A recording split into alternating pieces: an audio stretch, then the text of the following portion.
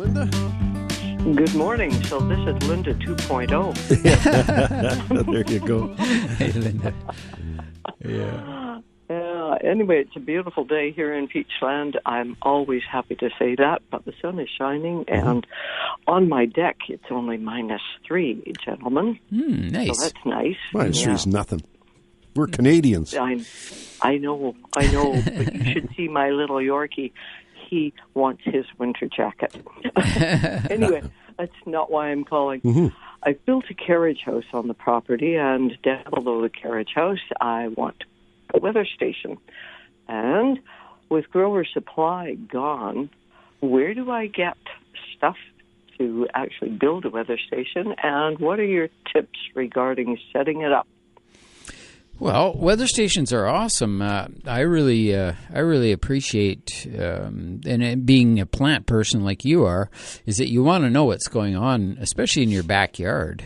And it's something, over the years we've often said, like you should have a mini max thermometer. And what it does is at night it tells you how cold it got and how hot it got. It tells you the minimum and the maximum.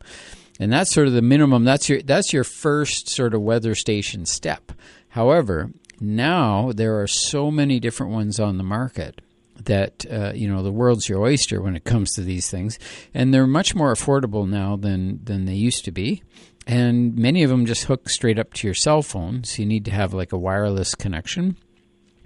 And super simple. What about the shading? What about the shading of and the distance from structures and landforms, etc.? Well, what you find is that on each installation, each one has specific instructions on where to mount it. And with my experience, there's two different types of temperatures that you can track, and one of them is sort of that. The sun, you don't really want the sun shining on it, right? Because the sun heats the whole thing up, and then it distorts the management of it. But if they were in a shadier location, that's probably better because that's more, let's say, relevant to the real air temperature. And what we used to have, like in greenhouses, we'd have these things that were called aspirated screens, and they were actually a little weather station that would hang in your greenhouse. And it didn't really want just this air floating around and whatnot to, just sort of this guess at what the air temperature was. It actually had a little tiny fan that would blow the air from the outside of the unit across the thermostat, or across the thermometer, and it would tell you the actual air temperature. So if you had a thermometer right beside it, and then you check the temperature of your aspirated screen, it would be different. But as a grower, you wanted to know what was the aspirated screen, because that's what the plants can detect, is that actual true air temperature. I've never heard that term before. Yeah, it just means air introduced into it, right? So with this case, like when you buy a weather station, you're going to get all these different options. Some are very, very simple, and some are very complicated. And this also is affected by the price and whether they have a hard wire that runs into your house or whether they're just a wireless connection. These are all factors, and some of them, like if it had a wire, you might not have to change the batteries in it. In other words, it would supply power to it, right? But I think ultimately they're going to be battery operated, and what I would it might be solar as well. Yeah, at least at first, what I would do is I would start on Amazon, because that's a place where you can sort of see everything that's available. And this is what I've been doing, is I've been doing this. Use Amazon as a research point. I don't really want to buy, I'm just saying, I don't really like to buy from those online places unless I'm trying to buy local, okay? So am I. So what I do is I use them as a research point because they're going to have every different type of weather station you can imagine. And then what I do is I'll do another maybe random search on the internet just to see what else is out there. And then I might see where things are available. And if you can follow like a specific manufacturer and say, I'm going to make up a name, Toyco. So there's this Toyco company that that has these really cool, a whole bunch of different weather stations. You think, well, that's kind of cool. So then you research that specific one on the internet, find the company, and they don't sell retail. So what you do is you'll see a little button that says, find a location near you, and you click the button, and it says, oh, if you're in Kelowna, there's a store, you know, whoever it is, Or they Lee might Valley get it in for you or whatever. Yeah, and either they have them or they would be able to get them. And so it's a little more running around, but I'm feeling that this is sort of the way that the world's moving, and our world specifically is to become more locally, you know, local. Supporting your local businesses is always the way to go. Linda, there's so many ways to skin a cat when it comes to weather stations. Right from very basic, as Ken said, at minimum maximum, which I have. I have in my greenhouse an electronic minimum maximum for outdoors and a minimum maximum connected to the indoor. So I know the indoor and the outdoor temperatures, how hot it got and how cold it got. And that's my basic weather station. But you can get weather stations that measure the wind velocities, the barometer, the precipitation, all sorts of stuff. So you can go from one step, which I bought mine at Home Hardware, just the minimum maximum electronic thing with a sensor outside and a sensor inside, to you can go to great lengths. I have a little rain gauge outside where I measure the precipitation, and when it snows, which it hasn't yet this year, I have a little measuring thing that I tell you how many centimeters of snow. But Linda, we've got some other calls coming in, so we're going to have to go, but we always appreciate your call. Have a good day, guys. You too. Take care. Yeah, thanks for calling. Bye-bye now. Bye-bye. Yeah, that was a good, excellent question. Yeah, I know. I love the fact of weather stations. We've got Maureen joining us. Good morning, Maureen. Oh, good morning, guys. My question is pretty simple. I have I'm still in the land of Amaryllis, so I bought a new one that I just love, and it bloomed. I have 4 altogether. 3 I had out in the garden. I actually, planted the bulb out in the garden all summer. Watered it, fertilized it, everything was great. Dug it up, put it into dormancy for not for long enough. Like I think it was mid-September, even. Can't quite remember the exact time I put it downstairs into the dark. But point is, none of the 3 that I were really hoping to bloom, all I have are leaves, really, really tall leaves. And I'm thinking, I was doing some research, and I thought, I think it says that maybe it didn't spend enough time in dormancy. Could that be the case? It's a crapshoot a little bit with Amaryllis.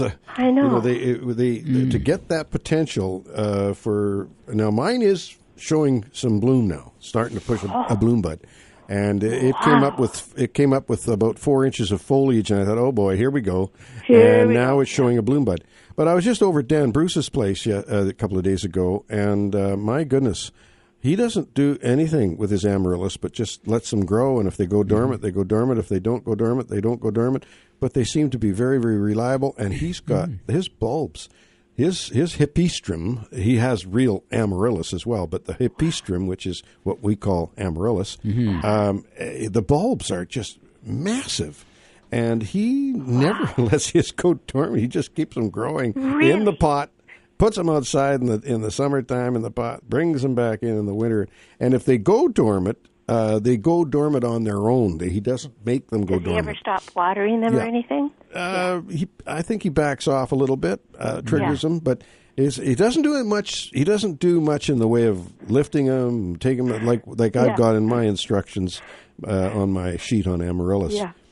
Which seems to work. My method seems to work. But when I go out and see what Dan's doing, of course, Dan has a green thumb. And a natural I think you probably have a green thumb, too. Well, there you go.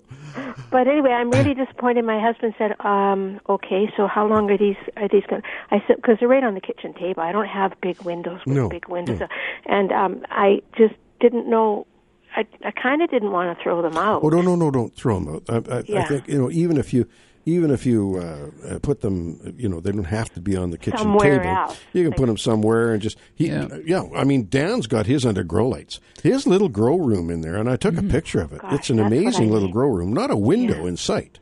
Wow, And it's there you all go. just grow That's lights. all I need. Okay. Just grow lights. Yeah. Yeah, and you just let them grow and just keep them alive, basically. And then that's what I do with mine too. In the summer, I put them outside, and in the winter, I bring them in. I just put them in a spot, and like I do dry mine out a bit to let them go dormant, and then I wake them up in a way by adding small amounts of water and warming them up a little bit. But they don't always bloom. But sometimes they do. All the dry leaves, right? In the spring, whenever I planted them, which is late. I don't care about them blooming at Christmas. I have other things to think about at Christmas. But anyway, so my question is, do I at some point cut these green leaves off? And because I kind of like planting them in the garden. Maybe I shouldn't bother even doing that this year, and just kind of want to give them one more chance for next year to bloom. Well, don't throw them out.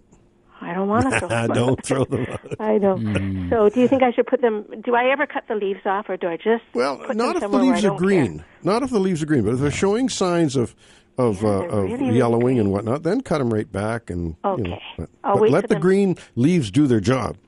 All right, which is to feed the bulb, right? That's to feed the bulb. Yep, you bet. Very much. All right. Thanks for your help. Okay, bye-bye. Good luck. Thank you, dear. Bye. Thanks for the call. Appreciate it. Bye-bye.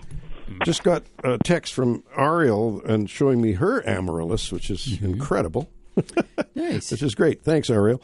We're going to take a short break here, and we will be back after these short messages. We are back with you on a beautiful Saturday morning. It's crispy but beautiful, and we could be a lot colder. Let's face it; it's the middle of January, or getting towards the latter part of January now, so it could be a heck of a lot colder than it is, and it's going to get a little chilly. But we haven't seen that kind of weather that we had last year, fortunately. I was out visiting this gentleman's home 2 days ago, and got to see his grow room, which it's a legal grow room. He has all legal stuff in there.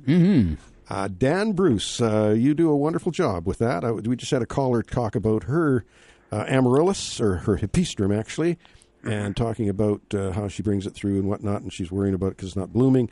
And I told her what I saw when I came out to your place, those big, fat bulbs that you have produced with your Hipistrums. Well, yeah, they seem to do quite well, but the trick is, of course, to keep them over. After they've flowered, the leaves come up, and then you keep the bulb going. And as long as the leaves are green, keep the water to it. Let the water drain through, don't drown it. And the leaves, of course, are what are feeding the bulb for the future flower. But they do need light. Do you feed them? Well, I fertilize fairly consistently with usually 20-20-20, but lightly. The thing is growing in a pot. The roots are constricted. It needs food. The growing in a pot, of course, does constrict the root run on the bulb, and that is actually what promotes the flower. Okay, well, there you go. I mean, and you have a success there, and I just love your little grow room there with all the grow lights you got in there. You've got cacti in there. You've got leafy plants. It's amazing. It's not a high-tech thing at all. It's just the laundry room. Most of the space is taken up with a washer and a dryer. Yeah. Because occasionally I clean my clothes. Yeah, right. I've noticed that. And the lights are just simply ordinary fluorescent lights. Nothing special. Well, Dan, did you have something you want to chat about today, or can I carry on? Well, I thought that not too much is happening outside right now, so I would just like to let people know that we are in the planning stages of the events for Fintry this coming season, and we're going to be celebrating the bat population over there. Oh, nice. And that's in conjunction with Paula Rodriguez and the Okanagan bat people. And we're also, for the summer fair, going to be celebrating bears that are with us and have been with us and will be with us. Lovely. So as long as they keep a bit of a distance from me, I'm fine with them. Well, you just got to be fast. That's all. I mean, you can pat them on the head, but be fast. But be quick about it. Yeah, be quick about it.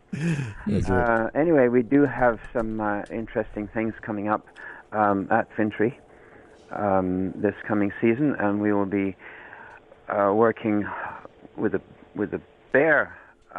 The bear affair is we're going to be working with the regional district eco center to really make it an interesting all-day event.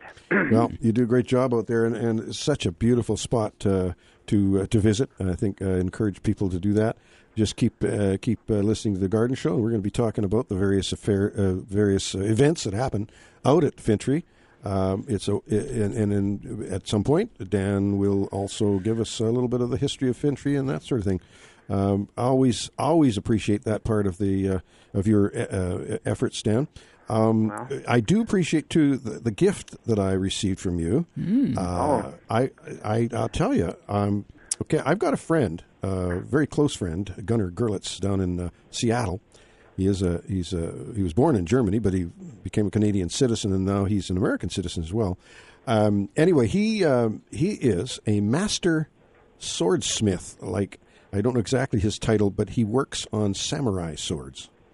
And they are pretty unique and pretty precise with their measurements and their various sharpness and the various ways of managing them and holding them and whatever. So he's a real expert on it. So I'm going to take a picture of this beautiful Civil War sword that you gave me, and I'm going to send him a picture and tell him I've joined the club. And he'll say, ooh, elementary. He'll go elementary. Well, if you're talking about swords, you shouldn't say that you joined the club. Okay. Okay, I've joined the sword. Dan, we've got some callers calling in here, so we've got to move on, but we always appreciate chatting with you. We will talk again. Hey, buddy. Take care. Thanks, Dan. Take care. Bye-bye. Bye. Yeah, that was a great visit I had out to Dan's place a couple of days ago, and it was wonderful. Yeah, very cool. And I did get this Civil War sword, and it's dated right back into the 1845, 1850. That's when it was made. And I always admired it when I was there. And he gave that as a gift, which I was very, very appreciative. Well, I'm always interested in what bats are doing as well, and so we'll have to get him to update that as he goes along and tell us what's happening there. They're one of the most important animals in the ecosystem, and so it's always good to hear about it, and they've got the program going out there, so that's great. So he definitely has bats in his belfry. Bats in his belfry. It's out in Fintry, that is. In Fintry, yeah. We've got Miriam joining us. Good morning. Yeah, hi, Don. I just wanted to say that I had gotten an Amaryllis. You've been talking about Amaryllis.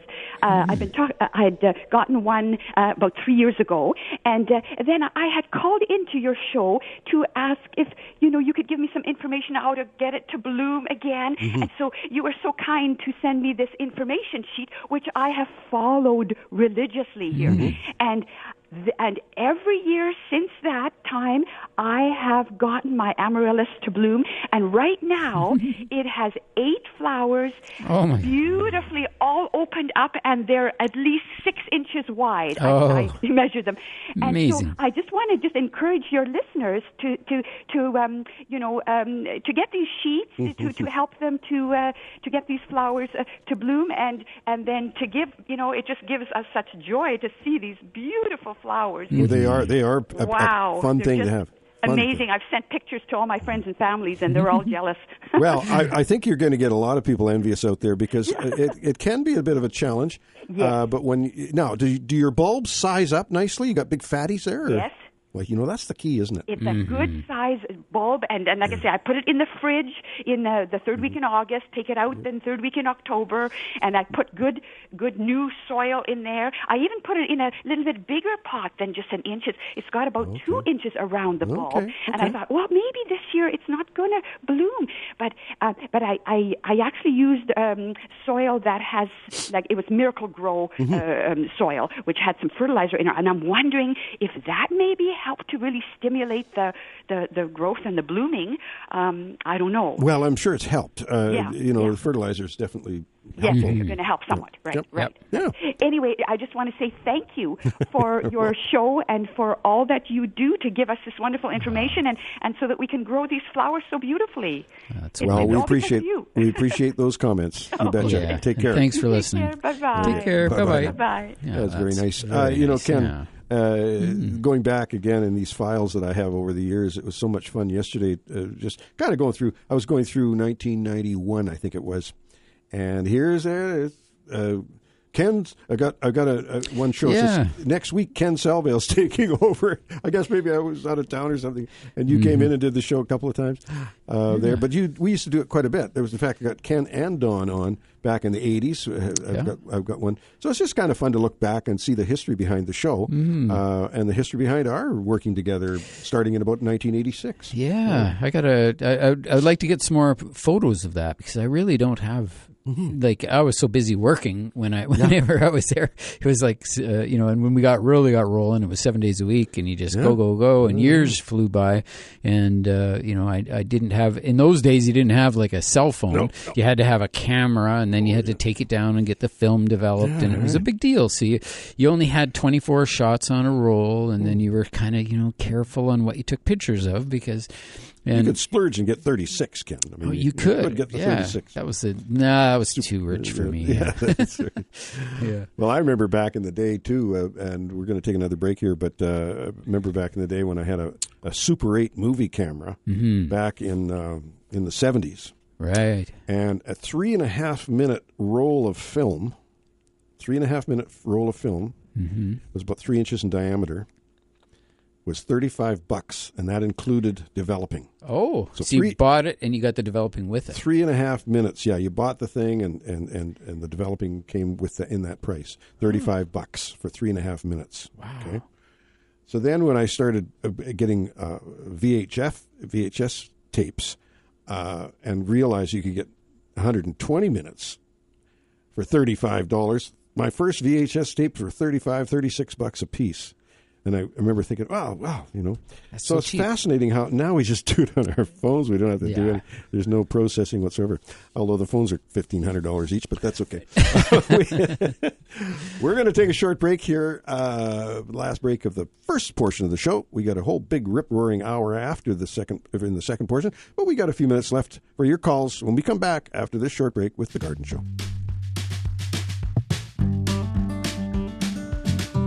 Well, here we are back with you, and right after the break, the 9 o'clock break, we're going to have Brian Minter joining us. He's a good friend of ours and been in the business for years. I met Brian back in the 70s, and we kind of clicked because his dad started his business, my dad and Grandpa started our business, and we just kind of became friends, and we're looking forward to that.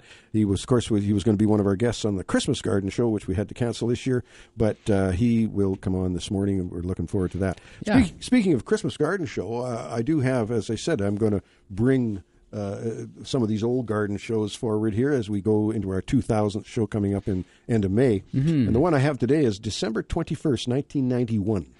Right. December 21st, 1991, the tip of the week was check your Christmas tree for water. Right. Why not? And, of course, back in the day, we were just kind of laughing about this because back in the day, we used to have the tip of the week, which was check your Christmas tree for water, and the pest of the week. I don't know how many pests we had back then, but we don't do that anymore. We have the plant of the week, which is much what better. We have is we have the tip of the week, which sometimes includes pests. a pest. Yeah. So then that kind of works. And there then, you go. But I like the plant of the week thing. I do too, because there's a lot more plants than pests. Fortunately. There's no end to it. That's for sure. So then I said here, introduce mom and dad. And of course, 1991, my dad was 81 years old. My mother was 6 years younger, whatever that means, 72. Well, in fact, mom in those days was my age that I am right now, 75. So I introduced them in 1991. She was 75. My dad was 81. And she would read a poem, that sort of thing. Dad would we'd sing a cappella song, plus we put one of his tapes on. It was great. Yeah, and then we talk a little bit about history. But one of the things that was fascinating with this particular show in 1991 was we were talking about the greenhouses. in Kelowna. Like right now in Kelowna, now we talk about Kelowna because that's where we live, but of course there's every city, the Victoria and Penticton, have their greenhouse operation. Vernon and all the different places that listen to our show, they all have their greenhouse operations. But this is back in the day, okay? This is back in the 50s. Right. We're talking about. Well, first of all, where Parkinson Rec Center is in that area there was a pig farm, Birch's Pig Farm. Oh. And when you drive into Kelowna and drive down, which is with the old Vernon Road, which was Sutherland, you'd come in, the aroma, I don't know how we can put it any friendlier than that. The aroma of the pig farm was something else. And Dad used to always say, how can we have that? This is so bad. People coming into Kelowna from Calgary, and they have to smell this when they come into Kelowna. Well, but it was back in the day, right? Yeah, it's common actually in many farming communities. Yeah. Well, when you go through Chilliwack. Get used to it, yeah. You go through Chilliwack, and you can always smell the manure on the fields. Part of the program. That's right. Greenhouse operations in the city. Palmer Greenhouses, which was on Richter Street, and the R.C. Palmer wrote segments on horticulture for use on CKOV in the 1930s. So, he was a greenhouse guy, and he did similar to what you and I are doing right now. Oh, yeah. Okay. And on the radio on CKOV. Nice. There was Bill Anderson took over the Richter and then changed them to Richter Street greenhouses. There was also Joe Shamera owned the Catter Avenue greenhouses, and eventually it became the Ueda family. But there was all sorts. There was probably 16 greenhouse operations in Kelowna, and there was only a population here of maybe 10 to 12,000. Yeah, it was a growing community, like literally growing, meaning there was a lot of farming and a lot of food production, and so that was a big part of it. So it wasn't. I think things have shifted a lot, and over the years have changed their crops to, like with Burnett's, for example, where it was predominantly there was a lot of vegetable production for the homeowners, but a lot of flowers and plants and that sort of thing, which became, I think, really popular through the late 70s and 80s. And that was prior to the big boxes and all the various people that sell plants. But one of the big things was hothouse tomatoes. Yeah. We grew tons of hothouse tomatoes in those greenhouses back in the day. And when I was young, that's what we were doing. We were growing hothouse tomatoes. And that's kind of where you cut your teeth, too, isn't it? Yeah, we started, I guess I would have been back in 82, 83, something like that, where I was growing hothouse tomatoes. Right up to 86. Hydroponically? Semi-hydroponically. Okay. So I sort of developed my own system and developed my own fertilizer program and everything in those days. And so up till 86, that would have been my last spring in that production. But cucumbers and tomatoes and bedding plants and some nursery stock as well in those days. So it was really fabulous. Like I love growing tomatoes just because they respond. Like it's like day by day you can go, oh, it's grown another inch. They got flowers and all that stuff. And especially in a greenhouse setting because you got such way warmer temperatures, which for us in Canada is a bit of an issue when it comes to growing tomatoes and cucumbers too. Is they got to have the heat. You got to have heat. If you don't have the heat, you don't get and the I think you need light too, don't you? You need good light. Did you have to have the grow lamps? No, we didn't have any grow lamps, but I believe we were doing most of our seeding at the end of January and getting them up and growing. Okay, so I think I've told this story before about how I used to stress them out and bring them to the point of death and then revive them, as little seedlings. And this would set the memory in them. And you can think way back then, we knew about plants having memory. And these days, I don't know, many people know that plants have memory, but they do. But say in those days, we knew plants had memory. So we knew that if you stressed out these tomato plants when they were young, they would have that imprinted in their memory for their entire existence. And then, so later on, as they grew and matured, they would be far better producers. It's like they knew, well, there was a huge drought at one time, so it's going to happen again, or it very well could. So that means we got to get at it. We got to start producing. We got to produce quick, and we got to produce heavily because you never know what the future is going to bring. It doesn't look good at this point, right? So you better go. And this is what we found was that we would get sometimes 20 or 30% better production on tomato plants that we stressed when they were little. Well, and that was a similar program, though, that you were doing as my dad and grandpa did back in the day. Although they were heating with sawdust and and we're growing in these raised beds, right, in the ground. Is that how they did that was after. We did that after, Ken, because we got in the soil there. Because we were going chrysanthemums, tomatoes, back and forth, that developed some kind of a viral problem in the soil. Tomato mosaic virus. Something going on, yeah. Mm-hmm. And so we couldn't get rid of that because you'd have to change the entire soil in the greenhouse. It would have been tough. So we built raised beds, brought in some new soil on top of that, and that seemed to fix the problem. Yeah. However, we slowly... probably in the mid-'60s, we started backing off tomato crops and started growing more floral crops in the greenhouses. Mm-hmm. And that evolved too. That was an evolution going on where large greenhouse operations were growing tomatoes, and that's probably where you kind of came in to that fray.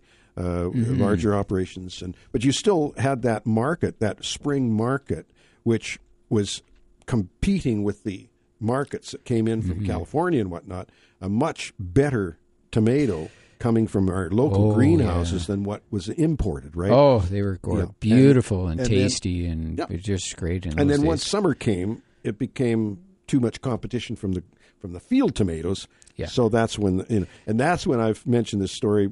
My dad used to let my sister and I get into the greenhouse and have tomato fights. Oh yeah. We'd have ripe tomato fights. Well, we were growing tomatoes in the East Kootenays, like in the Cranbrook area, and then but when the summertime, because we had a full fruit stand at our nursery, but all of our tomatoes would come straight from Osoyoos. That's where they all came from, field tomatoes. Yes, because that's where they grew them, right? Yep. And so once you got into probably around the end of July, early August, that was when they would start to come shipping in. Yeah, that's great stuff. I love the history of it, and I love the evolution of things, how they go on. We're going to have to take a short break here now for the news, and we will be back with the Garden Show after this short break.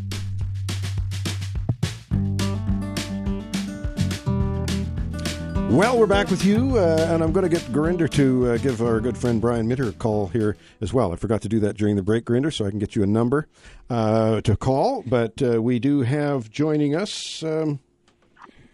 Jessica online. Thanks for calling in, Jessica. Good morning. Good. How are you guys doing today? We're hanging in there. Good, thanks. Yeah. Awesome. All this tomato talk got me thinking. I last year when my tomatoes were done, I had 3 varieties. So I took the best of them, cut them in half, followed this thing online where you put them in water, shake the seeds up, take out the right ones. I dried them all out, so I have them ready. When do I start planting them to get them growing? I hear you talk about tomatoes. So. Well, that's an excellent question. And whereabouts are you located again? I'm in Vancouver. In Vancouver, okay. So -2 today. yeah. It's still quite early for all of us when it comes to tomatoes because they come on so fast. So when you plant them, they're just up right away and growing, and they grow inches every day. It's just an amazing process. But they're heat lovers, right? They love the heat, and so they can't handle any kind of cold or chill or cool weather. So what my inclination is, and depending on, like for anybody listening in, is your region, you have to kind of look at when the nighttime temperatures are up as high as possible. And like tomatoes really like that sort of 12 degrees Celsius at night. And so in the day, you need to have much warmer than that, ideally. So if the weather's sunny and warm, you can get them out a bit earlier. For us in the Okanagan here, we tend to aim for the May 24th long weekend. But even that, too. My grandparents always said it was the long weekend that he did it. But I want to start them in the little seeds inside, just to get them up to be 4 inches before they go outside. You start it in early April. Is when you start. And it only takes, like I say, sometimes you don't want the plants to get overgrown and fallen over, how difficult it can be sometimes to keep them inside. But what I would do is I put them close to a window. I have a little heated pad, like a bottom heat. You can buy these little pads that are inexpensive that you can sit your plants on, and it's nice and warm. I give them that, and then bright window, and sometimes even supplement with a grow light to get them up and happy and growing and feed them and all that stuff. And then I always aim for that May 24th or even June 1st. There's not always an advantage to doing it a week or two earlier, but it all depends on the weather in your area. So, so check that out. Remember that at night, I don't pay too much attention to daytime temperatures at that time of year, but I'm watching the nighttime temperatures like a hawk. Okay. Okay. It takes a lot quicker than I thought. I thought I'd have to start them in February to have them ready to go out in May. But okay. They should be good. And if you can just keep them a bit on the cool side, some people store them in the refrigerator until that point. And then I heard you guys talking about that. Yeah, okay. and it just keeps them in that state of dormancy and keeps them fresh so they don't desiccate too much. And then when the time is right, you just take them out. And when they come out of the fridge and onto like a heated pad or something, it's like, hello, wake up, it's warm. Oh, I bet. They just explode and grow. Yeah, it's fabulous. I'm excited. And what were you saying about the stress, about how if you introduce a little bit of stress at the beginning, is that just with water? Or? Yeah, watering, yeah. So, like I say, I would do all these things that's really good for the tomatoes to keep them happy and healthy, feeding and warmth and all this stuff. And then at some point when they're about 3 to 6 inches tall, I would stop watering them a bit. Let them go completely wilted, and then just as they're maybe about to go a little bit crispy, I would recover them by. I actually have to. The plant is so dry, I sometimes have to submerge it in water. So I get a little bucket, put the whole pot and everything in, hold it under the water for a few minutes, and make sure the water gets right into the soil, right, and then back into its location, and it revives, and the plant comes back to life, and it's like, whew, that was close. And then you wait about another 10 days, and you do it again. Same thing. And it's this multiple. You kind of torture them a bit, yeah. And, it's amazing. They just respond. And then once you do get them outside and everything's good, the water's consistent, the fertilizers or the compost is there and everything, they just go. They just don't look back. It's that tomato memory you're talking about, Ken. Oh, yeah. Yeah. You bet. Okay. And these are like second generation, too, because I took them from my mother-in-law had started them. So they're from seeds. So it's perfect. Does that help? Yeah, it does help. And remember that some tomatoes come true from seed and some don't. And so those ones, I think they call them open pollinated. And the open pollinated varieties, there's lists available of those. And that just means that if you, whatever the name of that tomato is, if you grow the seeds, you get the same variety. But on a lot of the hybridized ones these days, you grow that tomato and then you keep the seed and you don't get the same tomato. You get something different. Screwing around with our seeds again. Yeah, because they're hybridized. You get a brand new tomato, you can name it after yourself. There you go. That's pretty exciting. Okay, awesome. That's a lot of great information. Thank you so much. I appreciate it. Thank you, dear. Appreciate it. For one really quick other question. Oh, sure. Quickie. Okay, yeah. When can I start my grass seed? Obviously, mine is 2. It's a little too early, but I got some serious patches, and they're driving me crazy. And you're in Vancouver. I would suggest early March. Mid-March is ideal.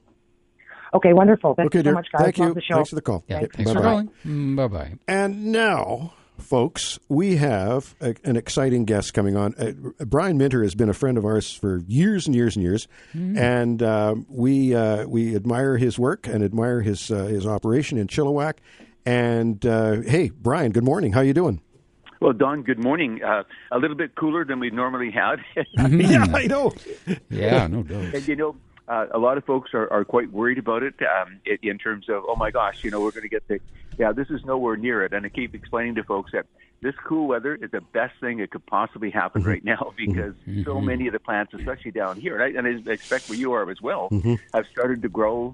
The buds are, beginning to swell and so on.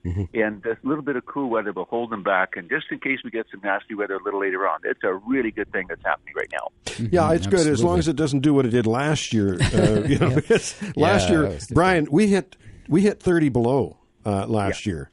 And I know you, of course, didn't, but it was all relative. The coast got some temperatures that created some problems as well. Brian, I just want to mention before you talk, because we love hearing you talk, the trip to Seattle is on. A group of avid gardeners and travelers are going to be dropping in to see you on the way back from the show, the Seattle Garden Show, the Flower and Garden Festival. Coming back through, we always look forward to that, coming in and seeing you and your operation, and you always have a chock full of color and beauty for us. We appreciate it. Oh, no, it's always fun, Don. And the thing that is really important down here is the fact there's so much incredible winter color right now that folks are just totally unaware of. We have honeysuckles, the Lonicera fragrantissima, that is pure white and just coming into bloom right now, even in the frost right now. It's okay. The Chinese witch hazels, which, and by the way, Lunar New Year next year for the entire Chinese and Asian community, it's a very important time for them. They're looking for these amazing plants. So anything that's in color. The viburnum pink dawn is looking spectacular at the moment and coming into bloom. Jasmine nudiflorum, the yellow flowers are great. And, Don, last year they got beat up really much because you were minus 30. We were minus 25 with the wind chills. Oh, my goodness. What you went through. That's hard. But it's so nice to have that winter color and to share. And the fact that folks are just unaware of how incredible winter color can be at this time of year. And the other thing is, because we got such mild weather, when it's 10 degrees or more, the bees are out looking for pollen and nectar. And that's why these plants are so important to have in the garden. Mm-hmm. And we have a little bit of that going on here in the Okanagan. However, not nearly what you have down at the coast in the Lower Mainland and in Victoria. The Victoria listeners listen to Ken and I every Saturday morning, and we we try and make sure that we can include them because, but we are two different areas, two different. Mind you, there's so much of a common denominator. Gardeners are gardeners. It doesn't matter if you're talking to them in Alaska or in the tropics. We're gardeners, so everybody is on the same page, really. And Don, the other thing is what I find quite interesting is the fact that. We're about 3 weeks behind the coast in terms of Vancouver being in the Eastern Valley, in terms of the number of plants that will start early in the spring, starting to bloom. They'll be in bloom, many of them at the end of this month, the early part of February, where they won't be here until March. So that the sequence of color, from the coast all the way through, and eventually the same thing will happen in the Okanagan. Yeah. So it's just a matter of timing. And, you're zone 5. And, the interesting find is we used to be quite a bit colder in Vancouver than Valley than Vancouver, but now that's changed. We're often getting colder temperatures, even though they're close to the ocean and the Eastern Valley. So it's kind of a funny series of things that are happening out there. And I guess being on your guard because of extreme weather, that's probably the most important thing we can do is just kind of be ready for things. So, Brian, we've got a couple of minutes here. What's new and exciting for this year? Do we have 5 hours to talk about it? Well, 5 seconds, right? If you want to hang on through the break, we'll talk to you in the next segment. But okay. But maybe we'll just take a short break here, and Brian, and just give out some messages, and then connect with you right after that when we come back. That sounds wonderful. Thanks. Don. We'll put you on hold. We'll be back with the Garden Show after this short break.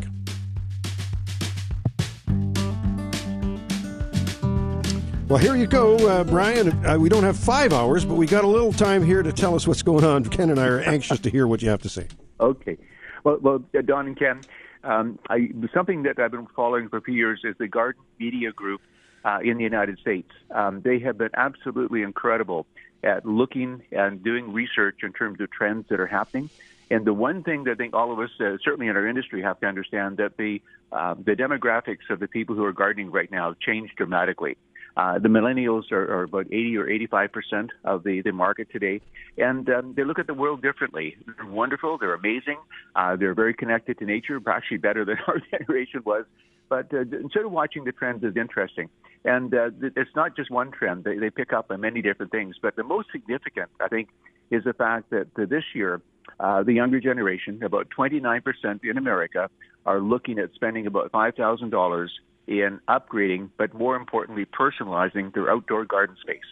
And I thought that was a good sign because they're interested in making their outside area more comfortable to them. And a few things which are part of that. One thing is night lighting. In other words, they want to extend the season of their enjoyment when they're outdoors. And, of course, professional lighting will change the whole nature of your garden, giving it that soft glow and kind of making it a different space and extending it into the evening, which is really nice. So I thought that was interesting. But here's something else, Don, the music in the garden. You had headsets back in the day, right, when we garden. But now a lot of the millennials are listening to their favorite type of music that's personalized as well in terms of when they're gardening. And not only having headsets while you're digging out the weeds and so on, but again, psychologically it claims it's getting them closer to nature. It's the way they look at the world. But the new technologies in terms of sound, because we're living more closely together today, and some folks put it in our garden store to try it.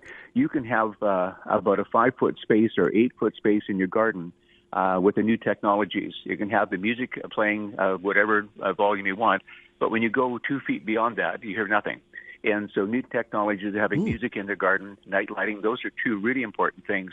And the other big one that they're really looking at is living fences.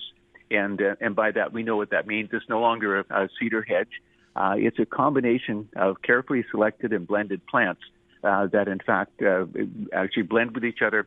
The diversity of that type of hedging is very, very important, so it becomes year-round. But also a place for wildlife where birds would nest in those types of situations. So they're trying to connect to the world around them in a very diverse way, but personalize their outdoor comfort. And new and shiny is out, by the way, Don, just so you know, and Ken. It's the lived-in look, the used look, the old comfortable look, and plants in the wrong places are such a good thing, which is, we say, well, why did you do that? That's what they love. And I found it even more interesting in terms of adding value to people's property, especially when you're looking at perhaps buying a new home. A medium-sized tree in an existing garden has a value of about $1,000, but a larger established tree now has a value in the U.S. of about $10,000 in terms of that look, the stability, the wildlife potential, nesting potential. But I thought those are very really interesting things that the young generations are looking for. So just so we can be, in tune with what's going on. And one last thing, Don, AI in gardening is here. And the younger generation, many of the Gen Y, maybe not thinking they're really good gardeners, but they're great with technology. And AI right now is you can design your own garden. And I don't know if Ken and Don, you've been seeing it, but I'm getting a lot of folks sending me plants. Say, Brian, when you get this plant, and I look at it and say, okay, this plant doesn't exist. It's made up by AI. Oh, dear. That's that interesting. It's a fake plant. Nice. And they're designing gardens this way. And they're not, the garden media folks are saying this is not good or bad. It's just what it is right now. Yeah. And so I find all of those things fascinating and really, really interesting. Well, Brian, just one last thing before we let you go. We touched on the value monetary value of trees. And, I do a lot of work in that regard, in other words, for insurance companies and whatnot. And there is methodology involved in deciding how much a tree is worth. It talks about its location, its contribution, its size, its health, its species, and that sort of thing. And all that thing combined to a very fairly accurate idea of what they're worth. And you're right. Trees can be worth up to $10,000 and even more than that. There was a big beech that we were praising when I was doing a course at the university in Victoria. There was this huge beech tree, and it ended up that beech tree was worth about $90,000. It was a very, very old, established, healthy beech tree, and we had about 30 people in the class. And that at the end of the day, when we all appraised this by ourselves, we were within 10% of each other. It was very, very close. So that methodology works quite well. And I tell people that are in the real estate business and that, and in the appraisal for when you're appraising homes and whatnot, is to take that into consideration, that there's value out there. Oh, gosh, Don, absolutely. And I think it's becoming more important as we, go into climate and the cooling effect of the trees and all the benefits that they have, absolutely. So it's really interesting to hear. Well, Don and Ken, thank you so much for having me in your program this morning. I really love your program. I think it's amazing. And it's going to be an exciting year. And, Don, when you bring those folks in after the Flower and Garden Show, really look forward to seeing them. Brian, we look forward to seeing you too, and we'll have you on later. As a matter of fact, when we do our 2000th show on May 31st, we'll have you on as a special guest. As long as May 31st, you're still going to be flying there, but we'll get you on. Okay. Thanks, all the buddy. best to you both and your wonderful listeners. So thank you so much for the opportunity to speak with you this morning. Thanks, Brian. Thanks, Brian. Take care. Take care. Bye-bye. Bye-bye. Nice, quite a character. He's always got some insight there. And, that business of he really struck a note there when talked about value of trees. Yes. Value of trees and shrubs. Not just trees, but shrubs, too. But, however, a tree that's planted 2 feet from the house, or a tree that's planted right underneath power lines, or a tree that's planted, we always talk right plant, right place, and that could just devalue them just by the fact of where they're located in the yard. Yes. It'll devalue them right down to nothing practically. Yeah, and it's too bad trees planted too close to buildings are a major problem, and it's a problem now because of the FireSmart guidelines. And if you look at FireSmart situations, like in British Columbia, we have FireSmart guidelines for the province. And if you start looking at those, you'll find that they have some pretty tough rules that are hard to deal with. Like, you're not really allowed any branches within 6 feet of the house. So that means the branch tips. And when you're talking big trees, holy, that kind of puts a little cramp in your style there, because big trees will sometimes be over your entire house. And then people say, well, it gets leaves in the gutter. But wow, talk about air conditioning. If that doesn't cool your house down, what will, right? Having your property some extra shade, especially in these days as climate's warming and it's getting hotter out there. We need a canopy of trees over the city, right? And so, it's very valuable and getting more valuable all the time. I think the fire smarting thing, at least on the ground level, is to keep conifers, particularly they seem to be the one culprit, away from the buildings, and so that's just ultimate. And hedges are so popular, especially here in the Okanagan. I mean, they're popular everywhere, but in coastal regions, you sometimes get a little bit more of a break because there's so much more humidity and moisture there that these trees are more supple and aren't quite as dried out. Now, during a drought, yes, that can be the case, but here in the Okanagan, it's like every year it's a drought. It's not like you're getting a break anywhere. And I'll tell you, one of the big culprits in fire possibility of fire damage is pyramid cedars. I have seen them in fire situations where the house wouldn't have burnt, but there was a wick of pyramid cedars coming up from the street. And that fire just raced through those pyramid cedars and got right to the house. They call it incredible. A fire ladder or a fuel ladder. Yeah. And that's once they get it, the fire starts in one point of it just travels. And fences are like that too. Wooden fences will do the same thing. So they will say now with wooden fences, you're supposed to have a metal gate because it gives you a break, prior to getting to the building. Yeah. The other fire smart thing is the height of these plants. So the higher they are, the more likely they are to spread in different directions. So, if you do have a cedar hedge, keep it down low. Don't let it get too high, unless it's way away from all the buildings, which, they want 10 meters. That's 30 feet, right? At least 30 feet. So you got to think about that a little bit. It's always a challenge. It's a bit of the two principles really are at loggerheads. First of all, we're trying to create shade. We're trying to create beauty in the yards and that we're trying to be fire smart. So they're a bit at loggerheads, but we can manage it and try our best to keep both sides of the world in good. And I think especially with new landscaping, like if you're getting a new landscape design, I think there should always be that sort of fire smart, environmentally smart sort of factor that goes into that design. And hopefully people have enough plant knowledge to be able to do a landscape design. It's sort of the key, for landscape designers is that, the more plant knowledge you have, the better designer you are. And that's just the way the ball bounces, right? Ken, we're going to have to take a short break, and we've got Debbie waiting on line 1 to talk to us when we come back with The Garden Show after this short break. We're back with you. I keep repeating, a beautiful Saturday morning. It's chilly, but it's beautiful.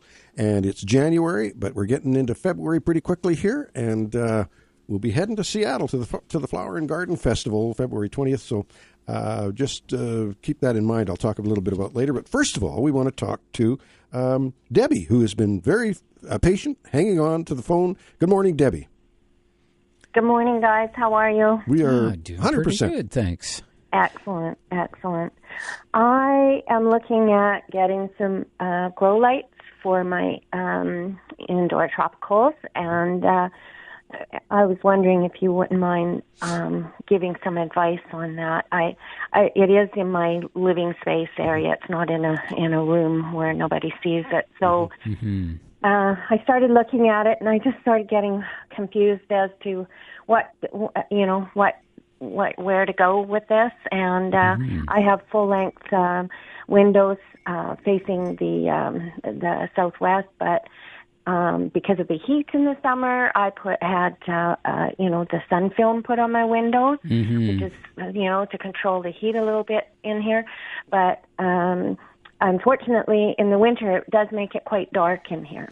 Yeah. So my plants are kind of suffering a bit. So I want to have some grow lights to help on my tropicals, but I just got totally confused when I started looking. So I wouldn't mind if you... Well, I can imagine for sure, because like I have a bunch of different grow lights, and I've tried all different types, and there's a couple factors. Number one thing you want to do, regardless of the type of grow light, is invest in a timer that can turn it on and off. Yeah. And so you can get very simple timers or a little bit better quality timers. And, a little better quality, I think, is sort of the way to go because it's kind of safer, like from the electrical standpoint. Like the ones I have, these really big, like they're professional style, like probably for grow operations, but it's just a bigger unit. And I think that's the way to go. And then what I do is, you see, depending on the type of grow light, you can get full spectrum lights, and full spectrum means it's like white light. That means just like daylight. And that just means it's not too annoying to be around because it's kind of just like regular light.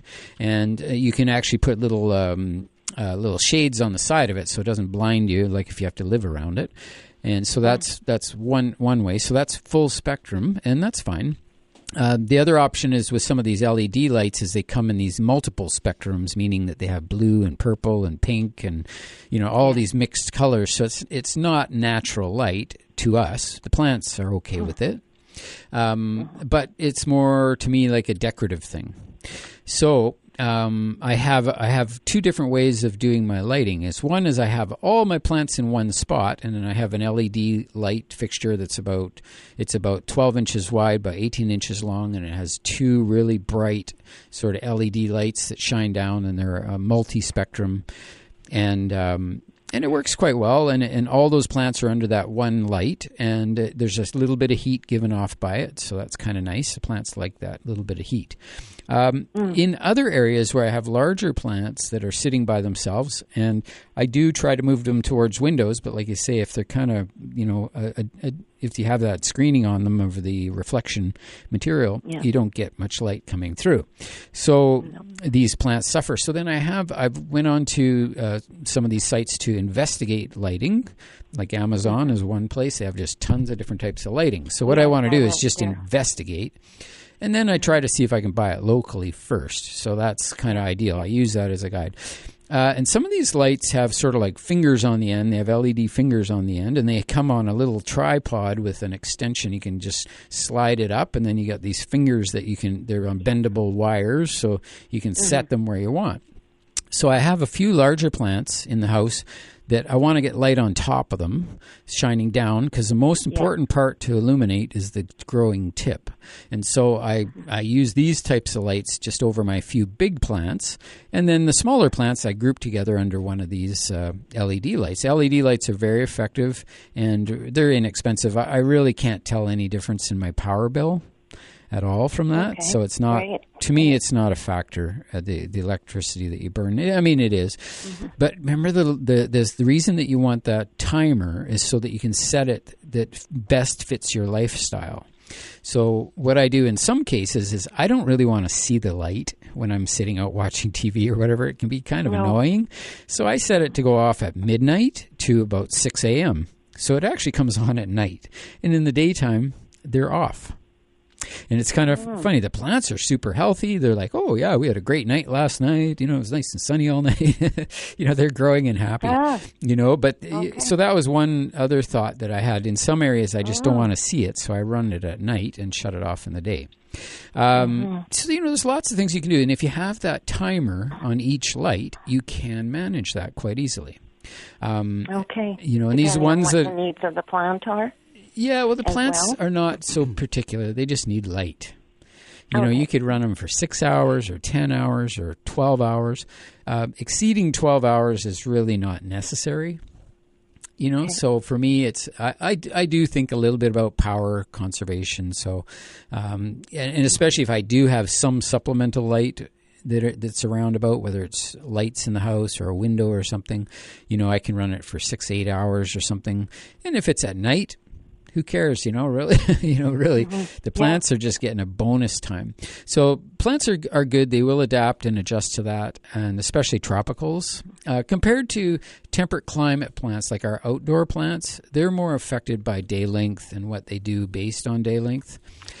So if you're trying to get something to bloom, well, you have to learn that particular plant and then follow its guidelines. But for general tropicals, just give them some extra light. Okay. They had, when I did do that investigating, I was looking, and there's all these different, I can't remember the actual abbreviation after that, but they had, say 1,200 something or other. Oh, lumens. Or 1,400. Oh, yes, lumens. Thank you. Yeah.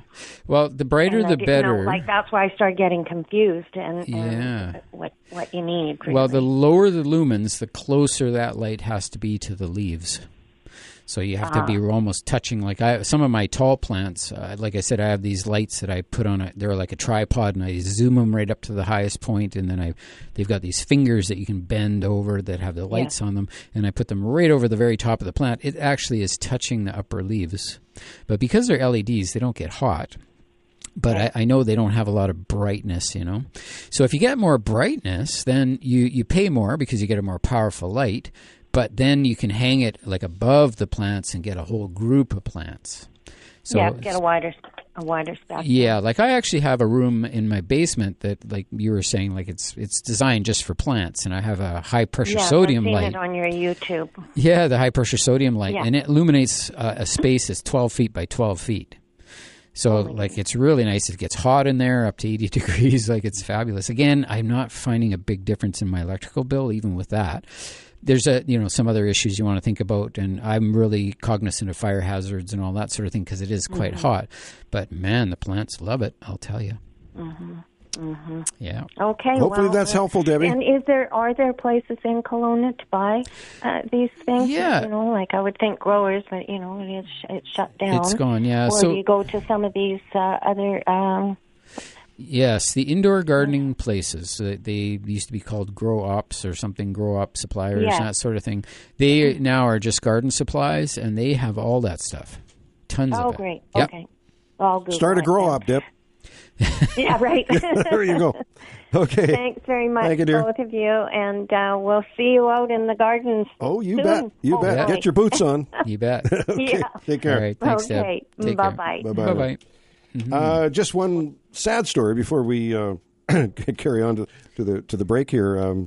My good neighbors, Jeff, Jeff got for his birthday this fall a snowblower. Oh, so he's to blame. Well, he got the snowblower. He's been waiting for snow. And this year, I wouldn't have to do my walkway because Jeff said he'd come over and do our driveway. Absolutely. But we haven't had any snow, so there you go. That's a sad story. It'd be nice. Well, that's what they say. If you want you don't want much snow, buy a snowblower. Buy a snowblower. That's right. Or a ski pass. It works. Ski pass. Yeah. We're gonna take a short break here, the last break of the day, and we'll be back with the Garden Show after this short break. There we go. We're back with you for the final lap here. And I've got Donna. Dear. Donna is here. Good morning. Hey, Good morning. how are you? I'm good.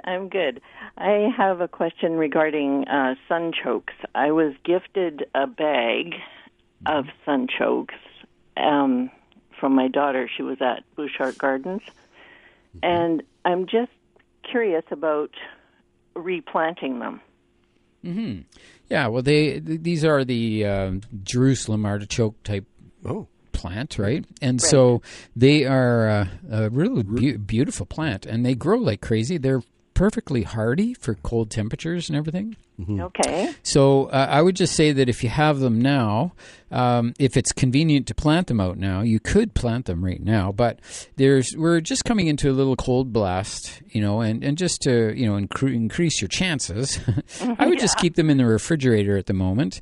Yeah, they're there. Yeah, in the fridge, yeah. And just keep them cool like that. And then when the weather's good, and you might as well wait to the end of February again just to increase your odds. And then once you're into March, and especially for you're living in on the island. Kelowna. Oh, in Kelowna. Oh, okay. Yeah. So there you're going to want to wait just a little bit longer. So if I was in a coastal region, I'd be aiming right at the beginning of March. And here in the Okanagan, I'd be looking at the beginning of April and getting them out and burying them into the ground. And just letting them go. They do need a fairly big area to establish. And so a big pot would that work? It would work. They grow about 10 feet tall. Oh. So this is one of the issues with them is that they grow like a real skinny, lanky sunflower, but they're actually fully perennial, so they come back year after year. Come back year after year. Yeah. If you had a spot in the ground, it would be sort of better. Okay. And I would say like a minimum space for plants like that would be about a 6-foot diameter. Okay. And then, then they could just grow in there, but having maybe even a root barrier around that shallow root barrier. I'm wondering about that.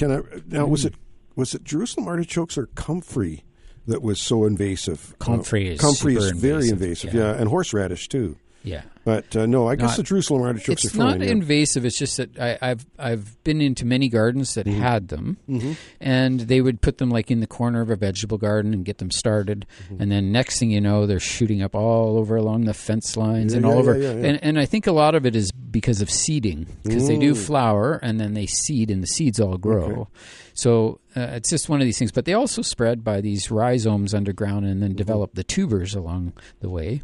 And you can eat those. Yeah. Well, that's what you use on Jerusalem artichokes is the root. Yeah. Yeah. Mm-hmm. And that's what you have is you have a bag of these. I have roots. a bag of the roots. tubers. Yeah. Mm-hmm. So if they were put into a raised bed, like a cedar built frame. Yes, that would be fine. Yeah, that would work. And like 4x8, and that would be fabulous. Or 4x6, and they could just live there. And then if you see any little seedlings popping up here or there, you just weed them out like anything. Yeah. Okay. Another question I have. So that was the beginning of April, end of March, mid-March, maybe this year. Yeah, once the ground is arable and. It starts to warm up a little bit. From season to season, you never quite know what you're going to get. So you watch the forecast, and we would say, it's really cold out. Your odds are right now 60% that they're going to survive and thrive. Right. But if you waited a week, it would be 80, and if you waited another week, it'd be 100%. So I aim for that 100%. So that's why I say probably 1st of April is a good timing. Okay. Another question, just quick. My friend has a very beautiful honeysuckle bush, and I'd like to take some cuttings and start. Is this a vine or a bush? It's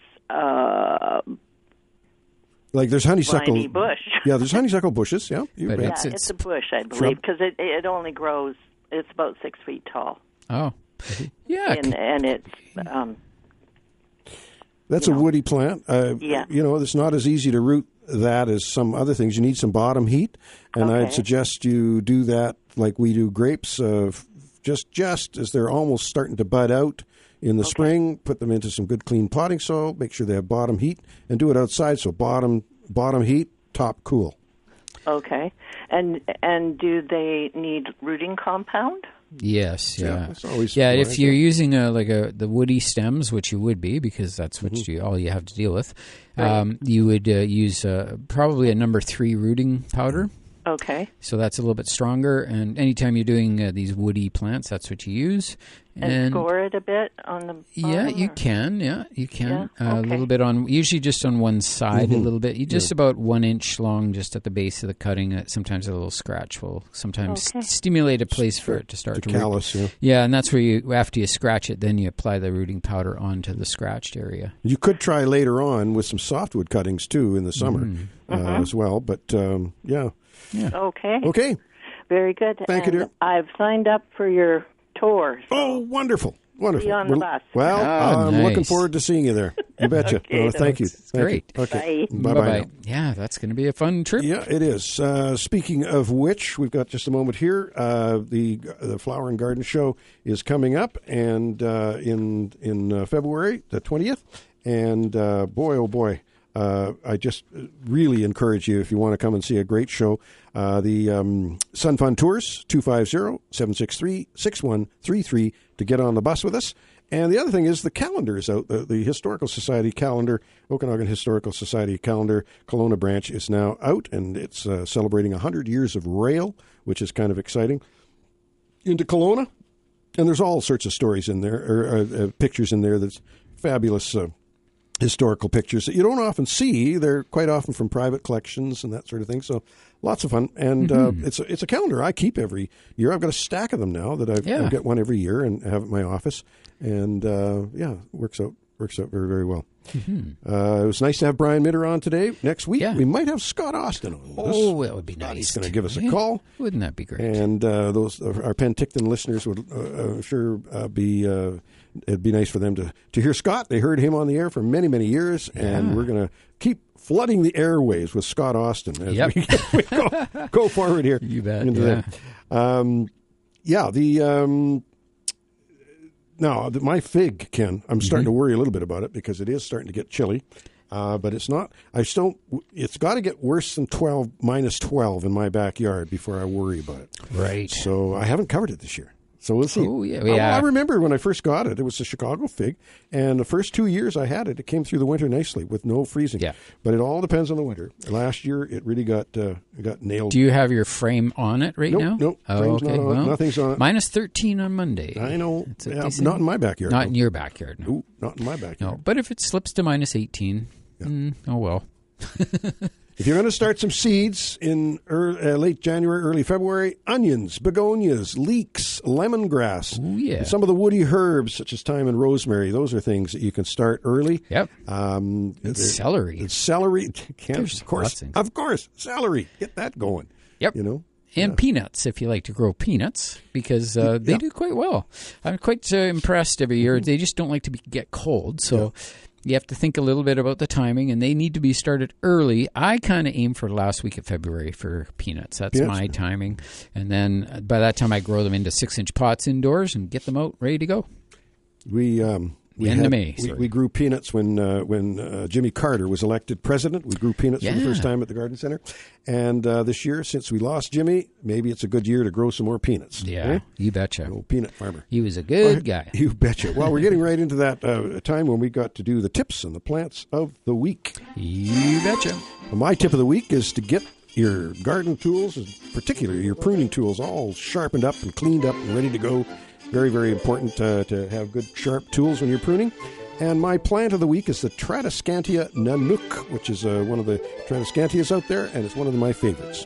Very nice. I also have a tip and a plant, and my tip of the week is that this time of year, we're looking at a little cold snap coming, and so pay attention to those weather forecasts, and it looks like it's going to get a bit cold. So if you do have plants that need a bit of protection, you might want to get out and give that protection. If you're in coastal regions, sometimes you can use fabrics like Remay or crop protection fabrics. In the Okanagan, we like to use mulches, like chunkier mulches that might be like the Nature's Gold product. There's several different products that are kind of chunky. You can buy in bags, and that really adds nice protection to plants like hellebores or roses.